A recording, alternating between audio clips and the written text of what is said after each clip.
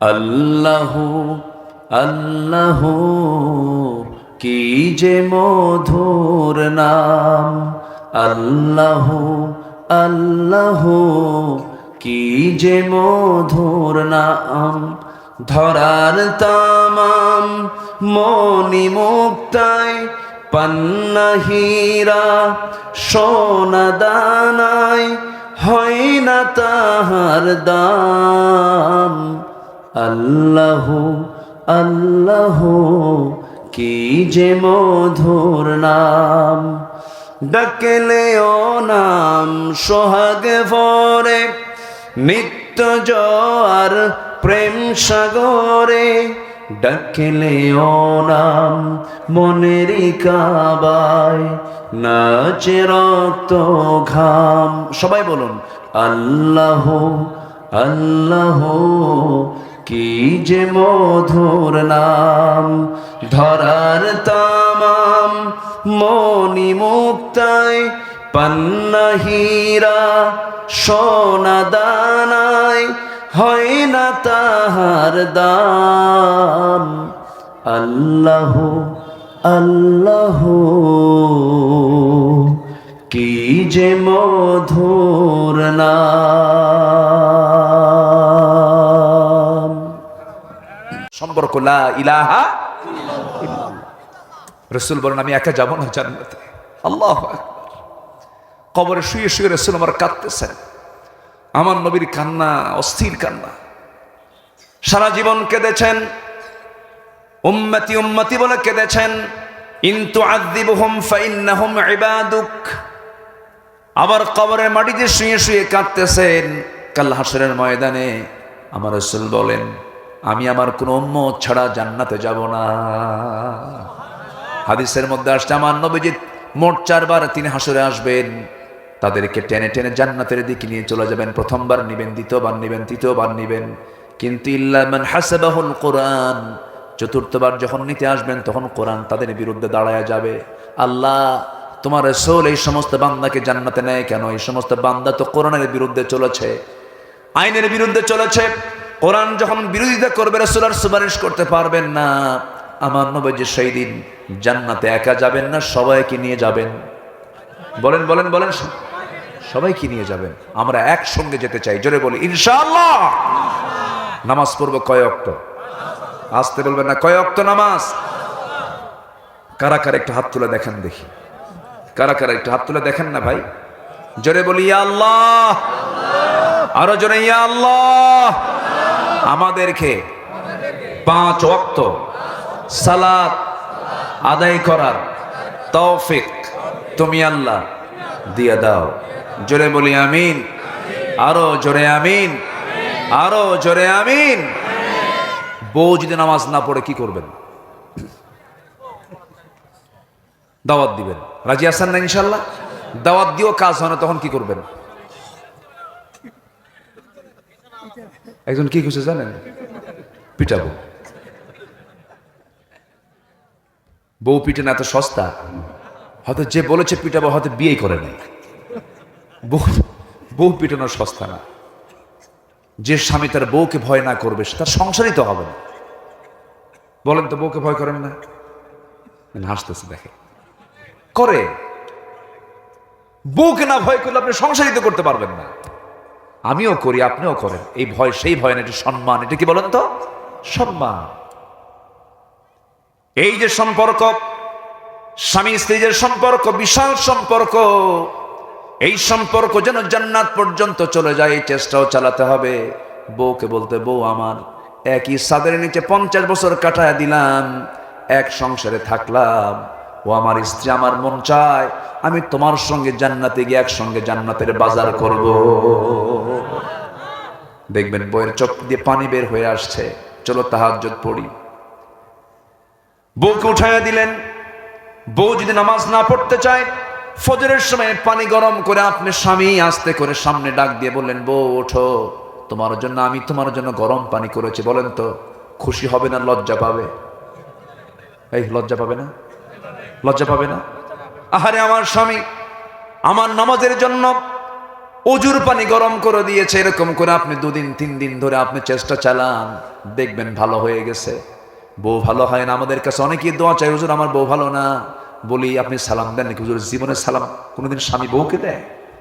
এরকম কিন্তু বেকুব আছে, কিছু আছে না নাই? এমন লোক বহু আছে জীবনে বউকে সালামি দেয় না। এ আছে না নাই? এ আপনি দিচ্ছেন তো ঠিক মতো, ঠিক ঠিক তো করতেছেন, প্রত্যেক দিনই সালাম দেয়, সমস্যা নাই। বউকে সালাম দিয়ে ঢুকবেন, রহমতটা আগে নিজের পরিবারে পড়া দরকার। অতুসাল্লিমু আলা আহলিহা লা তাদখুলু বুয়ুতান গায়রা বুয়ুতিকুম হাত্তা তাস্তানিসু ওয়া তুসাল্লিমু আলা আহলিহা। সালাম দিয়ে তুমি ঢুকবা, আসসালামু ক্বাবলাল কালাম, সবার আগে সালামটা দিয়ে তোমার সমস্ত কথা শুরু করতে হবে। আমার নবীজি কাউকে আগে সালাম দিতে দিতেন না, এমনকি ঘরের বউ পর্যন্ত না, সাহাবীরা পর্যন্ত না। এক সাহাবী রাসূলকে আগে সালাম দেওয়ার জন্য 1000 বার চেষ্টা করলেন, পারলেন না। মোটা বৃক্ষের আড়ালে তিনি দাঁড়ায়া থাকলেন, রাসূল কাছাকাছি চলে আসছেন, চট করে তিনি আড়াল থেকে বের হয়ে রাসূলকে লক্ষ্য করে সালাম দিচ্ছেন, আসসালামু আলাইকা ইয়া রাসূলুল্লাহ। আমার নবীজি সালামের জবাব দিয়ে বলছেন, সাহাবী এমন টেকনিক কইরা আগে সালাম দিলে কিন্তু সওয়াব পাবা না। জোরে কোন সুবহানাল্লাহ। আম্মা জান আয়েশা বলেন, আমি রাসূলকে আগে কখনো সহজে সালাম দিতে পারতাম না, চট করে রাসূল সালাম দিয়ে দিতেন। আমার নবীজির সালামটা ছিল খুব দ্রুত, সবাইকে আগে সালাম দিয়ে দিতেন। যদি কোনো স্বামী নিয়মিত চেষ্টা করে এই কালচারটা চালায়, প্রত্যেকটা দিন বউকে সালাম দিতে নেয়, আমার একদম একটা চূড়ান্ত গবেষণা আমার যতটুকু বুঝে আসে, যদি কোনো স্বামী স্ত্রীর মধ্যে সালামের যদি আদান প্রদান হয়, আর স্বামী স্ত্রীর মধ্যে যদি সরি কথাটা যদি ঘন ঘন আসে, দুঃখিত, ভুল হয়ে গেছে, মাফ করে দেন, আল্লাহর কসম সেই সংসারটা হয়ে যাবে জান্নাতের টুকরা। তাহলে আমি 2টা ওষুধ দিলাম, কিন্তু কয়টা ওষুধ বলেন? 2টা। স্বামী স্ত্রী যদি শান্তিময় করতে চান 2টা ওষুধ প্রয়োগ করবে, একটা হচ্ছে সালাম, আরেকটা কি? সরি। আরেকটা, একটা সালাম, আরেকটা কি? সরি, দুঃখিত। বউ ভুল করেছেন, আপনি স্ত্রী ভুল করেছেন, কোনো কথা নাই, অত তর্ক বিতর্ক নাই, আফওয়ান, সরি আমার ভুল হয়ে গেছে, আপনি আমাকে মাফ করে দেন। স্বামী আপনি ভুল করেছেন, বউ কিচ্ছু মনে করো না, ভুল, আই এম সরি, আমাকে মাফ করে দাও। এই আফওয়ান, এই দুঃখিত, মাফ, ক্ষমা চাওয়া, এটার চাইতে বড় উদারতা পৃথিবীতে আর কিচ্ছু নাই। এই 53 বছর 54 বছর যারা ক্ষমতায় ছিল, কেউ কি কোনোদিন সরি কইছে? আজ পর্যন্ত যারা ক্ষমতার মসজিদে ছিল, কেউ কি বলছে আমার ভুল হয়েছে? কেউ কইছে ভুল হয়েছে? অশান্তি দূর হবে কেমনে? এই জন্য আমরা ক্ষমা চাওয়ার চেষ্টা করব, জোরে বলি ইনশাআল্লাহ। নিজের বউ, পরিবার, সন্তানাদি যেন নামাজ পড়ে, এদিকে খেয়াল করব। আগামী রমজানকে জীবনের শেষ রমজান মনে করে প্রত্যেকটা সেকেন্ডকে আমরা কাজে লাগাবো। আমরা বিফল হব না সফল হব? আল্লাহ কবুল করুন, জোরে বলি আমিন। সফলতার 8টা দিক, আমি 8টা পয়েন্ট নিয়ে কথা বলতে চাইলাম। 1 নম্বর হলো ঈমান, নাম্বার 2 হচ্ছে পরিশুদ্ধিতা, নাম্বার 3 হলো সত্যবাদী হওয়া। কি হওয়া বলেন তো? সত্যবাদী হওয়া। নাম্বার 4 হলো তাকওয়া অর্জন করা। কি অর্জন করা? রোজার ফলাফল কি বলেন তো? রোজা পালন করলে কি হবে? সে তাকওয়া সে অর্জন করতে পারবে। তাকওয়া অর্জন করা। একটু লাইনে আসতেছি। আমাকে মাহফিল কমিটি আরো 1 ঘন্টা আগে এই কাগজ দিছে, 1 ঘন্টা আগে। আরো আমি আপনাদের সম্মানে বলিনি, আমি আপনাদের ইজ্জত করেছি যে না, অনেক দূর থেকে 8 কিলোমিটার 10 কিলোমিটার পার্শ্ববর্তী উপজেলা থেকে অনেক দূর থেকে কষ্ট করে আপনারা আওয়াজ শুনতে আসছেন, আপনারা মেহমান। আমি আপনাদের প্রতি সম্মান জানিয়ে বলিনি, কিন্তু আমাকে একটু বলতেই হচ্ছে। সম্মানিত ভাইয়েরা, এরকম যেন আমি দৃশ্যের অবতারণা না হয় যে আমি চাইতে গেলাম আপনি দৌড় মারলেন। যদি দৌড় মারেন আমি চাইবই না। আর আপনি যদি বলেন না হুজুর আমরা যাব না, আমরা দোয়া পর্যন্ত আসি, তাহলে আমি আপনাকে একটু বলবো, এখানে এতিমখানা আছে, আমারও নিজস্ব একটা এতিমখানা আমি চালাই। এতিমদের দিকে তাকালে কলিজা ভরে যায় জানেন। আমি একটা হাদিস যেদিন পড়েছি, আমার একটা স্বপ্ন ছিল, এই হাদিসের আমি বাস্তবায়ন একদিন আমি নিজের জীবনে করব। রাসূল বলেছেন, আনা ওয়া কাফিলুল ইয়াতীম, আমি এবং এতিমের যে তত্ত্বাবধায়ক, এতিমকে যে দেখবে, জান্নাতের মধ্যে ফাহিয়া ফিল জান্নাতি কাহাতাইন, 2 নখের দূরত্বে একসঙ্গে জান্নাতে থাকবে। জোরে বলেন সুবহানাল্লাহ। এখানে এতিমখানা আছে। এতিমদের জন্য যদি আপনি 2টা টাকা দেন, 5টা টাকা দেন, 500 টাকা দেন, 1000 টাকা দেন, আপনি কি জানেন ওই দানের বদৌলতে আল্লাহ পাক আপনাকে 1000 কোটি টাকার মালিকও বানাতে পারেন। জান্নাতের মতো বিশাল নিয়ামত আল্লাহ পাক আপনাকে ধন্য করতে পারেন। এই জন্য আমি শাবান মাসে রাসূল বেশি বেশি দান করতেন, রোজা থাকতেন। আমি আপনাদেরকে সুদাত্ত আহ্বান জানাবো, শেষ সময়ে এসে আমি সবার কাছে একটু করজোরে মিনতি জানাই, এতগুলো মানুষ এবং এই সংখ্যক পরিমাণ মা বোনরা মাহফিলে আসছেন, সবাই যদি সবার হাতকে যদি একটু প্রসার করে এতিমদের দিকে তাকায়া যদি আমরা দেই, আমাদেরকে লস হবে না লাভ হবে? লস হবে না লাভ হবে? চাদর কোথায়, ব্যাগ কোথায়? ভলেন্টিয়ার যারা আছেন একটু মেহেরবানি করে, ব্যাগ যাচ্ছে, চাদর যাচ্ছে, যে যা পারে আমরা সবাই দেব। জিকির করি সুবহানাল্লাহ আলহামদুলিল্লাহ লা ইলাহা, আর জোরে লা ইলাহা,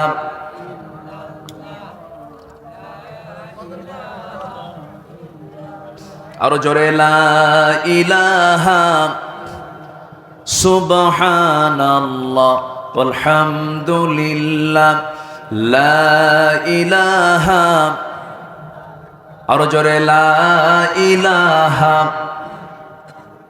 জি, ব্যাগের সংখ্যা মনে হয় কম হয়ে গেছে, এটা আরো কিছু ছাত্র আমার মনে হয় বের হওয়া দরকার।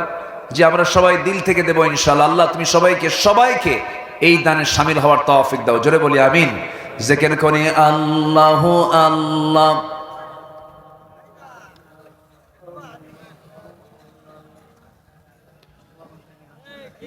আর জোরে লা ইলাহা, সুবহানাল্লাহ আলহামদুলিল্লাহ। নিজে অসুস্থ, পরিবার অসুস্থ, ব্যবসায় মন্দা, আপনার যে কোনো সমস্যাকে নিয়ত করবেন আপনি, এরপরে দিবেন। অবশ্যই শাবান মাসের বরকত, অবশ্যই আপনার আল্লাহ পাক নেক নিয়ত কবুল করবেন। সবাই দেন, যে যা পারে আমরা দিল থেকে দেওয়ার চেষ্টা করব ইনশাআল্লাহ। জিকির করি লা ইলাহা, আর জোরে লা ইলাহা।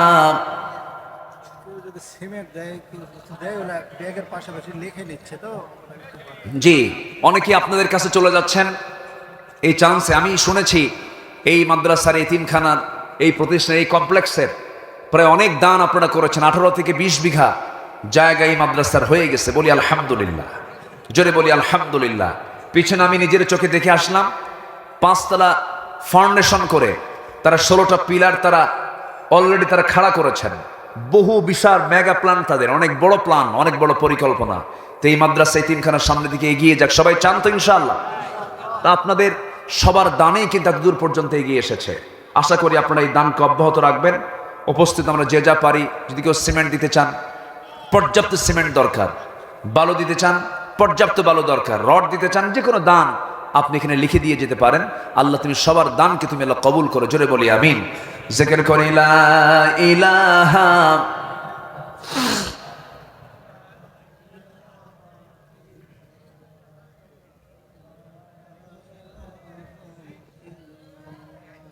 আরো জোরে লা ইলাহা, সুবহানাল্লাহ আলহামদুলিল্লাহ লা ইলাহা, আরো জোরে সুবহানাল্লাহ আলহামদুলিল্লাহ লা ইলাহা,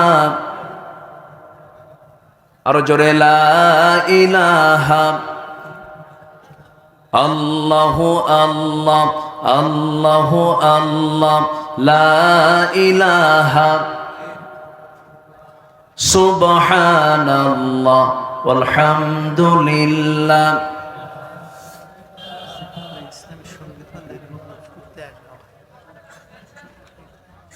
আর জোরে লা ইলাহা, আল্লাহু আল্লাহু কি যে মধুর নাম, আল্লাহু আল্লাহু কি যে মধুর নাম।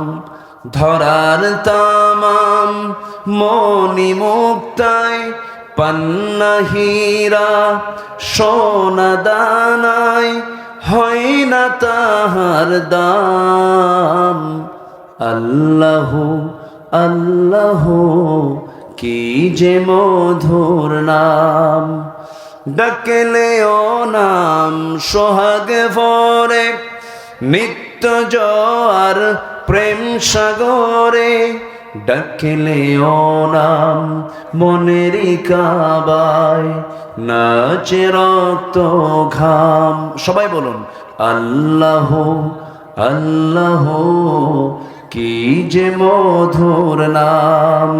ধরার তামাম মনি মুক্তায় পান্না হীরা সোনা দানায় হয় না তাহার দাম।